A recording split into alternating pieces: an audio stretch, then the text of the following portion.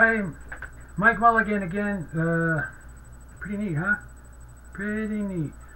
I'm in my pajamas. Oh my God, I'm in. You're seeing my pajamas in my bedroom. Getting prepared to go to sleep, or I could be waking up, or I could have had a nightmare and woke up in the middle of the night. But I'm in my pajamas. Half asleep. I'm half asleep. Who's here lives their lives half asleep? Are they New Hampshire DOT? Are they asleep? Huh? Is the legislator in Hinsdale, New Hampshire? Actually, I'm here to straighten out that I don't live in Hinsdale, Massachusetts. I live in Hinsdale, New Hampshire. I grew up in Massachusetts, but I live in Hinsdale, New Hampshire. I've been living here for like maybe 30 years. I kind of had a break from 1994 to maybe 1998. I lived down in Atlanta, but I lived in New Hampshire and longer than any place I have in my life. So New Hampshire's in my blood. Hinsdale's in my blood. Drive bicycles all over. I drive a bike all over the roads in Hinsdale and surrounding roads in Brattleboro and down to Greenfield and Keene and stuff like that. It's in my blood. All the views, all the mountains, all the streams, all the wildlife. It's in my blood. But to get back to my pajamas, who's awake? Who's awake? Who's sleeping? The editor of the Brattleboro Reformer today, we were talking, and he talked about how do I get that in the thing? Yeah, see that, boy? See that crack? That's a big crack. That's a thick piece of. It's really feels like metal, but it's rust. It's delaminating. The salt in the water is getting into a layer, a deeper layer than the surface, and then it rusts in a deeper layer, and then that rust forces the metal out and stuff like that. That's what this is. There's a piece of metal in here. Who didn't want to get their hands dirty today? Who didn't want to touch this today? Who didn't want to be a... There we go. Got to get this right. Who didn't want to be on the working man's side, on the poor and the weak, and disenfranchised? Who didn't want to get their hands dirty today? I'm just asking. So, anyways, the editor said to me, he said to me, I told him about the whistleblower to give me a call up, and he said, well, big deal, big deal. We knew about this inspection for months now, and stuff, and so it was no surprise and stuff. And so, what does he mean by that? What does he mean that he knew about it? Did he notify the public?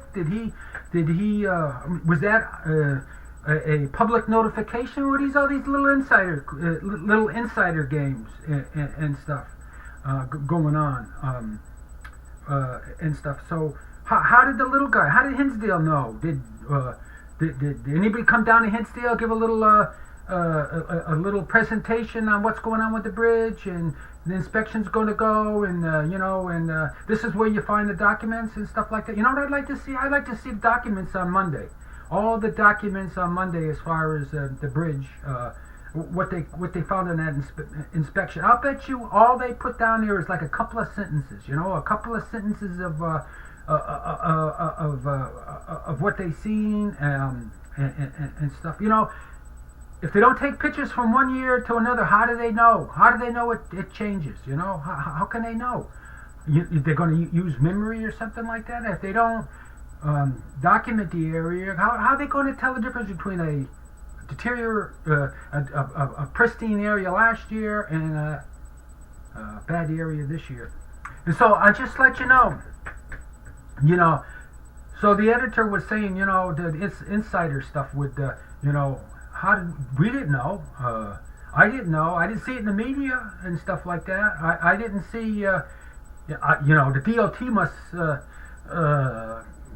email the Brattleboro editors or what have you, and just to back up 2 years now. 2 years ago, I've been on months on top on that bridge and stuff like that. I've been raising hell. A lot of times the Brattleboro Reformer will say, "What's your evidence, Mike?" and stuff. What's your evidence? Or they don't even ask for my evidence. They just say, "Oh, you're bullshit. You're no good. You're from Hinsdale. You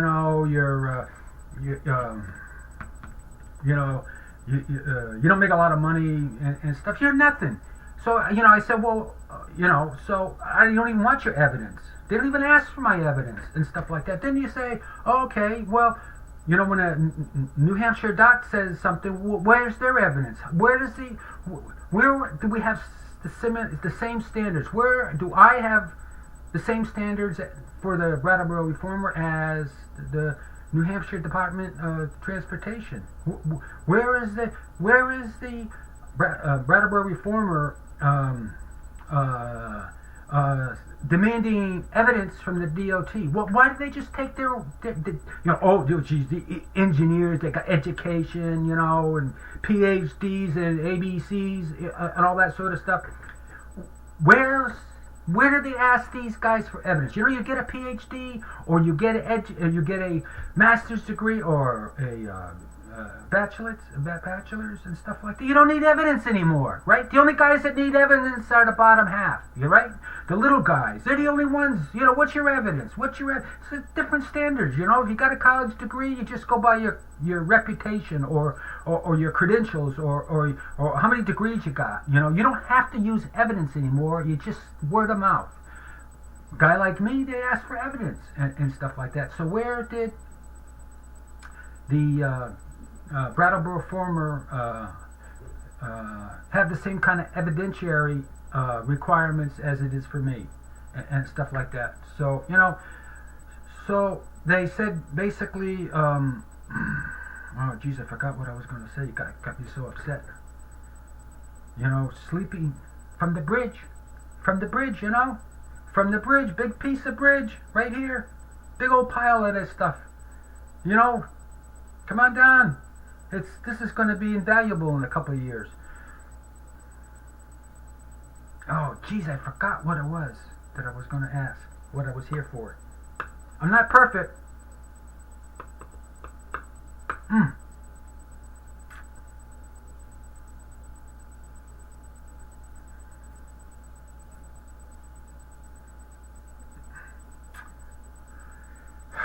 I'm sleeping. I should be asleep.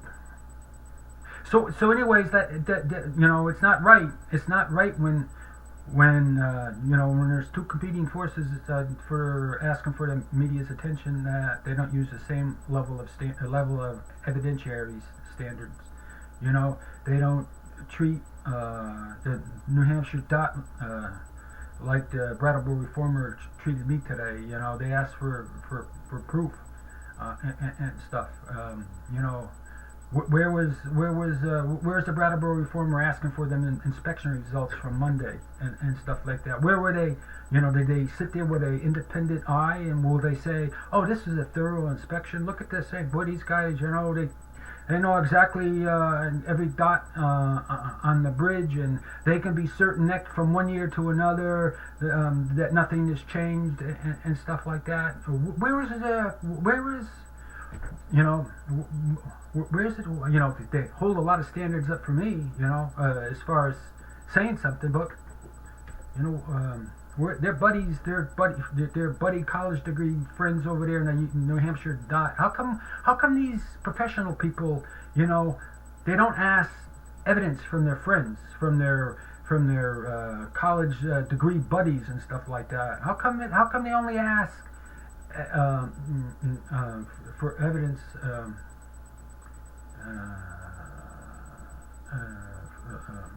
for people like me? So anyways, like I've been saying, I've been working on this. How come they didn't, the Reformer didn't ask me, Mike, how do you know that this is, you had no part in this at all and stuff like that, and and they informed us, so there's no secret, there's nothing going on. I said, well, how come you didn't, how come you didn't ask me thoroughly, what's my history with this, who did I talk to, whose emails have I been saving and stuff as far as officials and stuff like that. How come they didn't need me? How come they all know me? How come they didn't need me either? They were going to go do that inspection and stuff like that. How come they're trying to appease the Brattleboro Reformer? Getting good sides with the Brattleboro Reformer and create stories so the Brattleboro Reformer can get more circulation and make more money and stuff like that. So everything about this inspection from last, is anybody thinking? Is anybody asleep? Is anybody asleep? Who's asleep here? So, last September, right? They said that in the article. Last September they had an inspection, and now this year they're having another inspection. The inspection cycle is usually 2 years for a bridge like the Brattleboro Bridge and stuff like that. So why is it less than a year? It's almost 6 months. How come it's 6 months and they're inspected it again and stuff like that? Where's the thinking on this and stuff? And what I'm trying to say is, I've been hitting these guys pretty hard. I've been hitting these guys really hard for the last 2 years. They all know that they all know my reputation and stuff like that, and they know I got their emails and that type of stuff. I've been talking to the governor's office at one point and stuff, and so I've been making. Matter of fact, I sent an email to the New Hampshire Dot that I was talking to a whistleblower yesterday and stuff like that. Yesterday morning, so I was trying to make them a little nervous, type of thing. We're trying to get them to be a little nervous and stuff. And so we've been is this whole thing a response? I say it's a response to me. It's a response for me on that bridge. They know that I got a lot of people that think I'm pretty humorous at times and entertaining, and I kiss the women, and some of the men are mad at me because I throw kisses at women in cars. I got a story on that one. A young husband who was irate with me for throwing kisses at his wife, his young wife. I'm lucky. I'm lucky I'm here. But anyways, I've been pushing them. Like anybody else in the history of Hinsdale has ever pushed the New Hampshire Dot and stuff like that. They know my reputation. I'm certain they know my American Tissue days when there was a $400 million scandal and stuff like that. The history behind that and all that sort of stuff. And so they know that I got my eye on these guys, and they're paying attention and stuff like that. And that's why they're kissing ass with the New Hampshire with the Brattleboro Reformer and that type of thing. That's why they're doing that. They're responding to me. They're responding to protect themselves from me and stuff like that. As I said, they had one inspection last fall, and they had another inspection this spring, and they found more crap that was wrong, unexpected crap that was wrong. It's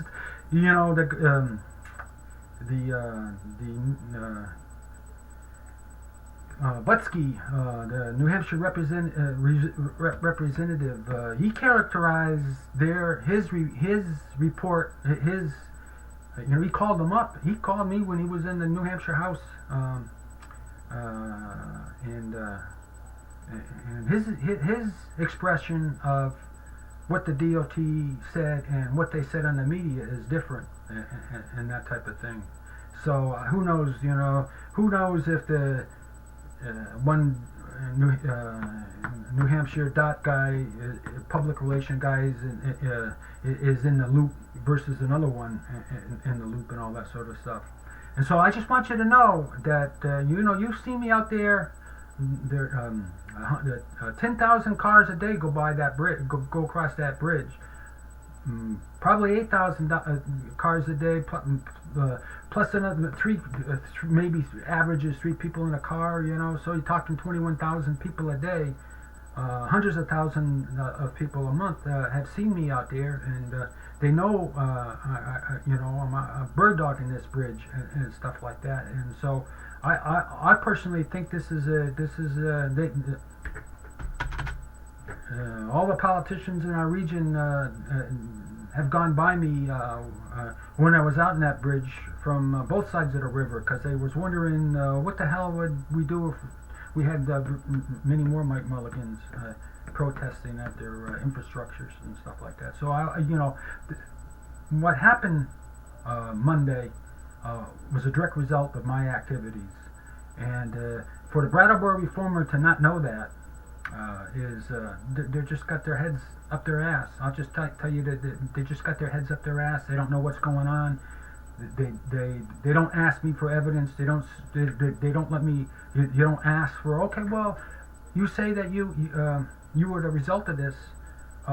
What is your evidence? Instead, they just kind of blow me off. Well, but just nothing more we can do. We had a couple of we had 2 or 3 articles recently on the bridge and stuff like that. Well, did you move anybody? Did you change anything? Are you just there for more or less entertainment? And you don't use your newspaper to change public opinion and do good and stuff like that? What is the result of this newspaper and stuff like that? Do they know how to in the old days, they got people, they coalesced groups and people, and they became part of movements and stuff like that, and they changed the world. That was the old days. Nowadays, all they do is just entertainment. Simplistic entertainment and cheap news, and they really don't want to participate in our greater community and that type of thing. They don't know how to create a community cohesion and a mindset and stuff that benefits us all. They just know how to, we got to get circulation, and all the idiots want is entertainment and violence and whatever it is and stuff like that. So I just want you, I want you to know that, like I said, that they don't use,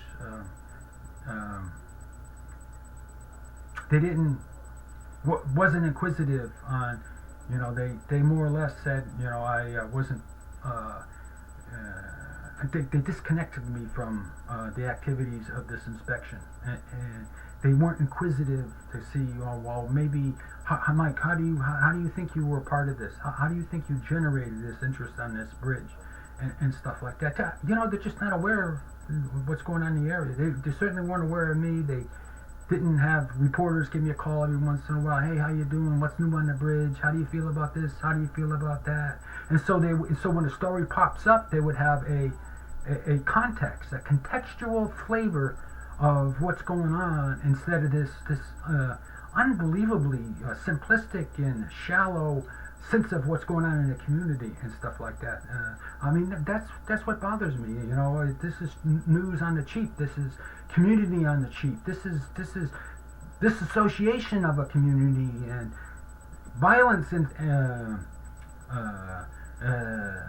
entertainment, more or less. And this is not creating cohesiveness and the opportunity for coalescing around an idea or story and stuff like that. And this is putting everybody to sleep with cheap entertainment and not really spending their money on something that is good for the community and stuff. And so, like I said, I played a big part in the last 2 years of sensitizing the New Hampshire dot that somebody was watching the bridge and being an idiot and not afraid of acting like an ass and stuff like that. And this set up this thing of repetitive inspections and stuff. Of course, all the other guys, like the bridge committee and all that sort of stuff. They've been doing their professional side of it and stuff like that. And of course, they're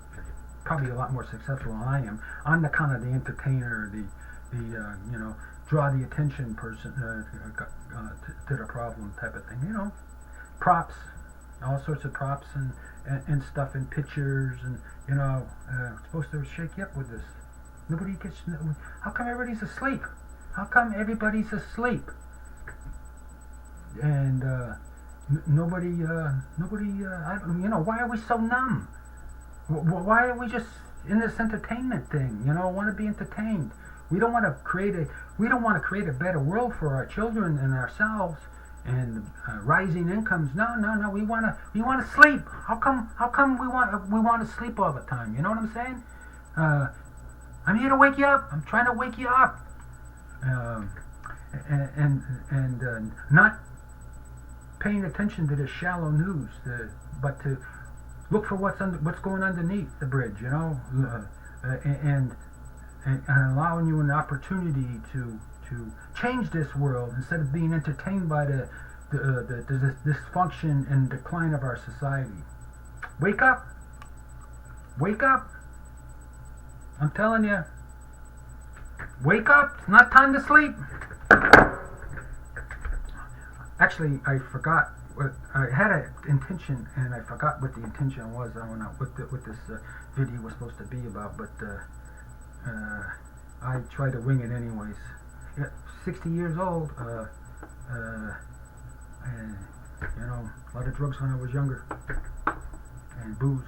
I haven't had a drink since 1971.